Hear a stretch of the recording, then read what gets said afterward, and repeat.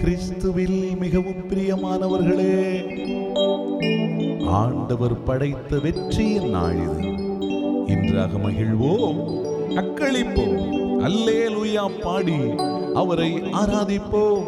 ஆண்டவர் உங்களை அளவில்லாமல் ஆசீர்வதித்து அவருடைய மகிமையை உங்களுக்கு தந்து உங்களை ஆசீர்வதித்து வழி நடத்துவாராக. ஆமென். ஆண்டவர் படைத்த வெற்றியின் நாள் இது. இன்று ஆக மகிழ்வோம், அக்களிப்போம், அல்லேலூயா பாடுவோம். இன்று ஆக மகிழ்வோம், அக்களிப்போம், அல்லேலூயா பாடுவோம். ஆண்டவர் படைத்த வெற்றியின் நாள் இது. இன்று ஆக மகிழ்வோம், அக்களிப்போம், அல்லேலூயா பாடுவோம்.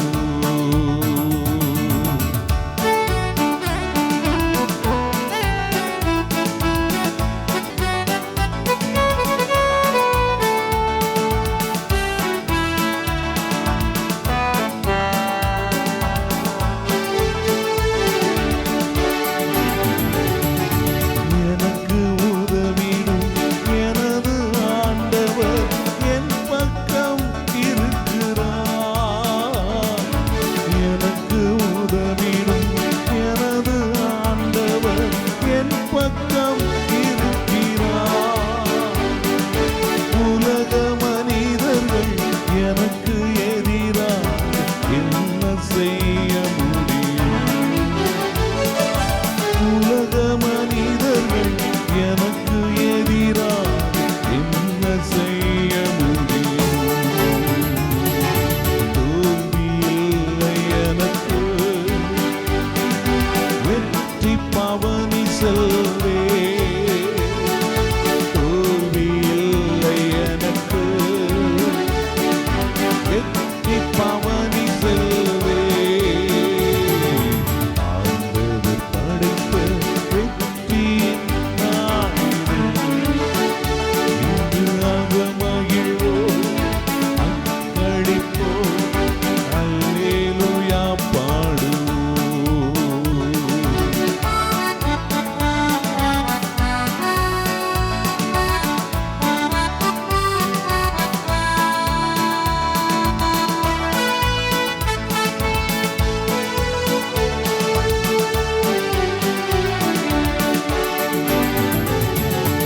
எனது ஆற்றலும் எனது பாடலும் எனது மீட்புமானார்.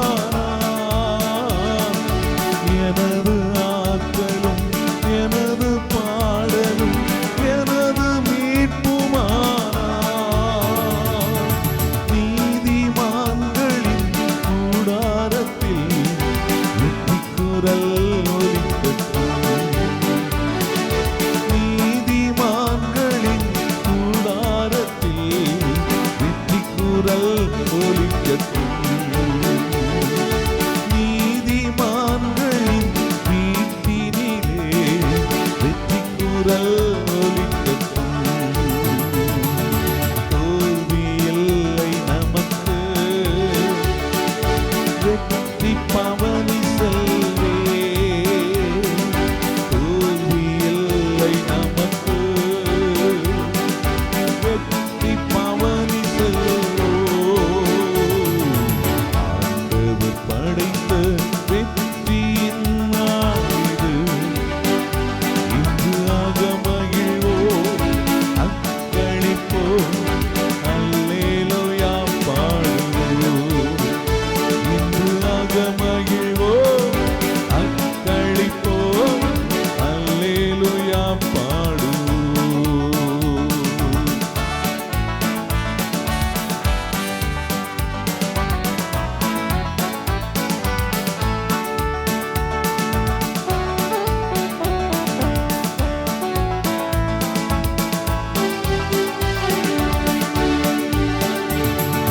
தள்ளப்பட்ட கல் கட்டிடம் தாங்கிடும் மூலைக்கல் ஆயிற்று.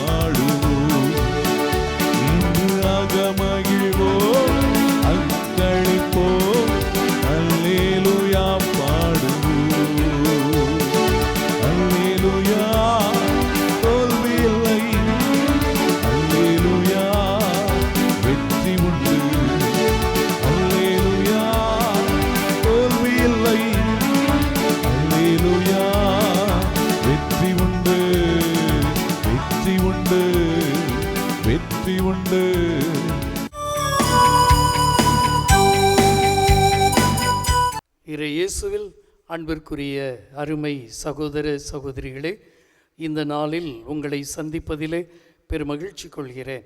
ஆண்டவர் இயேசு உங்களையும் உங்கள் குடும்பங்களையும் ஆசீர்வதிப்பாராக.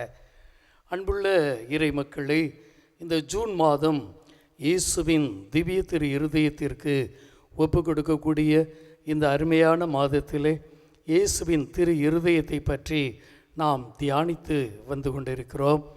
இந்த நாட்களிலே இன்று இந்த இயேசுவின் திரு இருதயத்தினுடைய விளக்கங்கள் கொடுக்கப்பட்டாலும் வரலாற்றிலே யாராவது புனிதர்கள் இந்த இயேசுவின் திரு இருதயத்தை அனுபவித்தார்களா?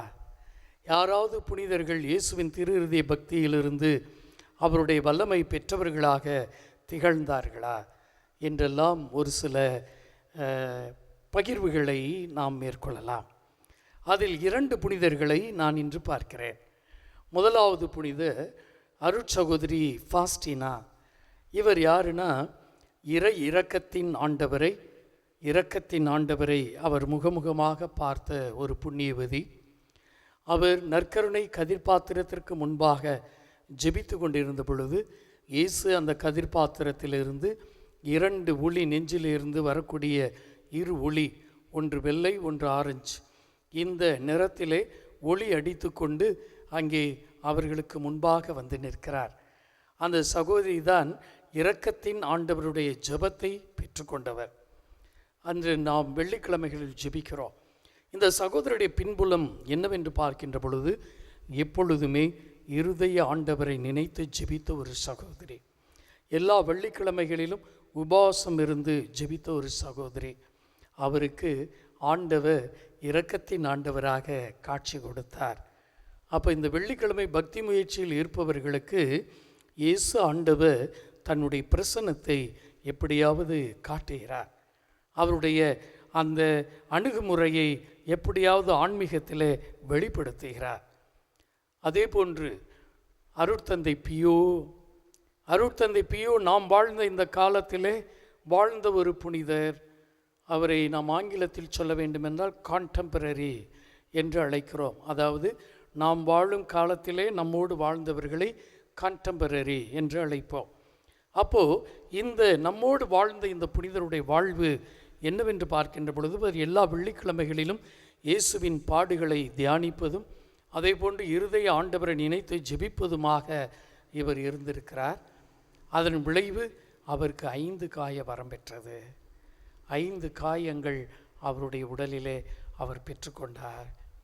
இறுதி வரை பல்வேறு துன்பங்களை அடைந்தாலும் அவர் இருதய ஆண்டவரின் அன்பிலே நிலைத்திருந்ததால் அவர் 5 காயம் வரம் பெற்ற புனித பியோவாக மாறியிருக்கிறார்.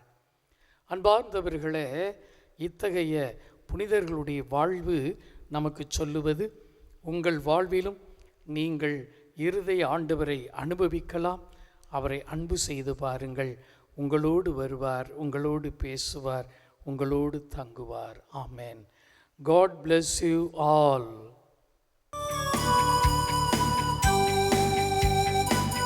யோவானர் செய்தி 13ஆம் அதிகாரத்திலே 34வது வசனத்தை வாசிக்கிறேன்.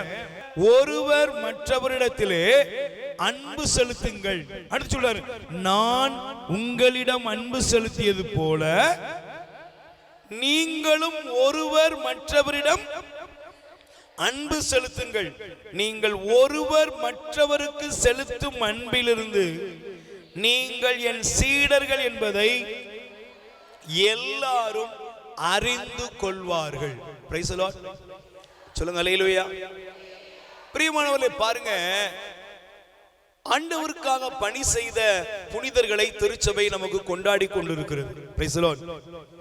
ஆண்டவருக்காக இந்த உலகத்துல வந்தாங்க, அவங்க வாழ்க்கையில வாழ்ந்து காட்டிய முன்மாதிரிகளை திருச்சபை நமக்கு வெளிப்படுத்தும் அடையாளமாகத்தான் நம்முடைய ஆலயம் முழுவதும் கத்தோலிக்க ஆலயங்களிலே சுரூபங்கள் வைக்கப்பட்டுள்ளது. Praise the Lord. சொல்லுங்க அல்லேலூயா. நான் பாருங்க, இந்த வசனத்தை எடுக்கும் பொழுது நான் சிந்திக்கிறேன், கேரளாவில் நம்மளாம் குருசுமலைக்கு போவோம்.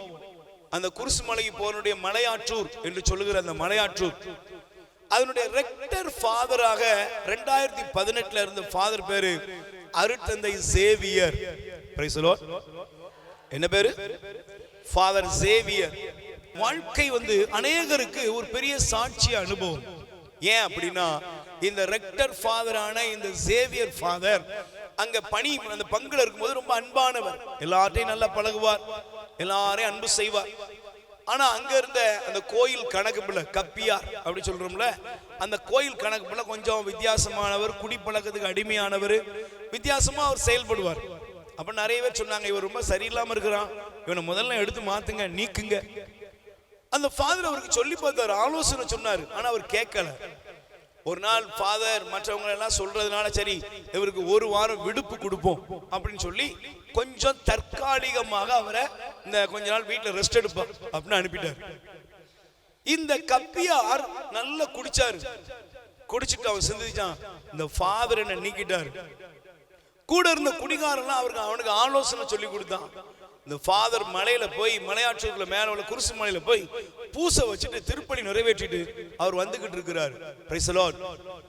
வந்து கொண்டிருந்த பொழுது இந்த கப்பியார் ஃபாதரை சந்திக்க நேரம் மேல போறான். உங்களுக்கு தெரியும், அங்க இருந்து நம்ம நடந்து மேல போகணும், மேல இருந்து கீழே நடந்தா வரணும். அப்படி வந்து கொண்டிருந்த பொழுது இந்த கப்பியார், அந்த கோயிலுடைய ஆலய பராமரிப்பாளர் அந்த ஃபாதரை கத்தியால் குத்தி கொடூரமாக கொன்று விட்டான். ஃபாதர் கொல்லப்படுகிறார். கொல்லப்பட்ட உடனே இது ஊர் மக்களுக்கு தெரிய வருகிறது. அந்த பங்கில் உள்ள எல்லா மக்களும் நம்முடைய ஃபாதர் சேவியர் கொல்லப்பட்டு விட்டார் என்பதை அவர்கள் அறிகிறார்கள். உடனே இதுக்கு காரணமான இந்த கப்பியாரையும் அவன் குடும்பத்தையும் ஏதாவது பண்ணணும்னு சொல்லி ஒரு குழு திரளுகிறது. ஆனால் இந்த செய்தி இந்த ஃபாதர் சேவியருடைய தாயாருக்கும் அவருடைய உடன்பிறப்புகளும் தெரிந்த உடனே அவருடைய தாயார் முதல்ல சொன்ன செய்தி என்னன்னா, நீங்க அந்த கப்பியாருடைய வீட்டுக்கு போய் பாதுகாப்புக்கு நில்லுங்கள். அந்த கப்பியாருடைய குடும்பத்துக்கு எந்த பாதிப்பும் வந்துடக்கூடாது, ஏதோ ஒரு வேகத்துல செஞ்சிட்டான் அப்படின்னு சொல்லி அந்த கப்பியாருக்கு, அந்த கணக்கு பிள்ளையுடைய வீட்டுக்கு அந்த தாயானவள் அங்க தன்னுடைய மகன்களை அனுப்புகிறார். அதோடு முடியல, ஃபாதருடைய அடக்கம் முடிகிறது. அதுக்குள்ள காவல்துறையினர் அந்த அவரை அரெஸ்ட் பண்றாங்க. பிரியமானவர்களே பாருங்க, இந்த தாயானவள் அந்த குடும்பத்தை போய் சந்திக்கிறார். தாய் மட்டும் இல்ல, அவருடைய சகோதரர், அவருடைய உறவுகள் எல்லாம் போறாங்க. போனா அந்த தாய், அந்த அம்மா நடுங்கிக்கிட்டு இருக்கு. அந்த பொண்ணு தன்னுடைய குடும்பத்துக்கு என்ன ஆகுமோன்னு அந்த அம்மா தாய் சொன்னாங்க, ஃபாதருடைய அம்மா, மகளே, நான் என் மகன் சேவியர் கொல்லப்பட்டிருந்தாலும் என்னுடைய மகனை கொல்ல காரணமான உன்னுடைய மகனும் எனக்கு ஒரு மகனை போலத்தான் இருக்கிறான். நான் அவனை அன்பு செய்கிறேன், உன்னையும் நான் அன்பு செய்கிறேன். உனக்கும் உன் பிள்ளைகளுக்கும் பாதுகாப்பும் உங்களுக்கு தேவையான எல்லா வசதிகளையும் நாங்கள் செய்து தருகிறோம் என்று தங்கள் அன்பை அவர்களுக்கு வெளிப்படுத்தினார்கள். கைத்தட்டுங்கப்பா. பிரியமானவர்களே, இயேசுடைய சீடத்துவம், இயேசு கிறிஸ்து இந்த உலகத்துல உங்களை என்னை அழைத்தது எதுக்கு தெரியுமா? இன்னைக்கு நம்மலாம் நிறைய என்னெல்லாமோ கொண்டாடிக்கிட்டு இருக்கிறோம். இன்னைக்கு நாம பரிசுத்த ஆவியானவரை பத்தி என்னெல்லாமோ கற்பனை பண்ணிக்கிட்டு இருக்கிறோம். ஆனால் கடவுளின் ஆவி நமக்குள் என்ன கொண்டு வருகிறார் என்றால் சிநேகம். என்னது? சத்தமா சொல்லுங்க, என்னது? ஆண்டவர் அன்பை கொடுக்கிறார். தெய்வம் சிநேகத்தை கொடுக்கிறார். கடவுள் நம் ஒவ்வொருவருடைய இருதயங்களுக்குள்ளும் அன்பை பொழிகிறாருங்க. அதனாலதான் நம்ம வாழ்க்கையில பார்க்கிறோம், கடவுள் இந்த உலகத்தில் நம் ஒவ்வொருவருக்குள்ளும் சிநேகத்தை, தன் அன்பை, இயேசு தன் அன்பை நமக்கு கொடுத்தார். Praise the Lord. கைகளை உயர்த்தி சொல்லுங்க, அல்லேலூயா. நல்ல வாய்த்தர் சொல்லுங்க, பிரைஸ் தி லார்ட். எனக்கு பிரியப்பட்ட சகோதரியே, சகோதரனே, உனக்குள் தெய்வம் சிநேகத்தை கொடுத்திருக்கிறார். நான் சொன்னேன், ஃபாதர் சேவியர் அவர் கொல்லப்பட்டார். ஆனால் அவளுடைய தாயோட இருதயம் எங்க இருந்துச்சுன்னா, என் மகன் கொல்லப்பட்டாலும் என் மகன் வாழ்ந்த வாழ்க்கை கிறிஸ்துவுக்காக. அந்த கிறிஸ்துவுடைய அடிச்சுவடு என்ன தெரியுமா? கிறிஸ்து என்னை அன்பு செய்தது போல நானும் அவனை அன்பு செய்யணும்.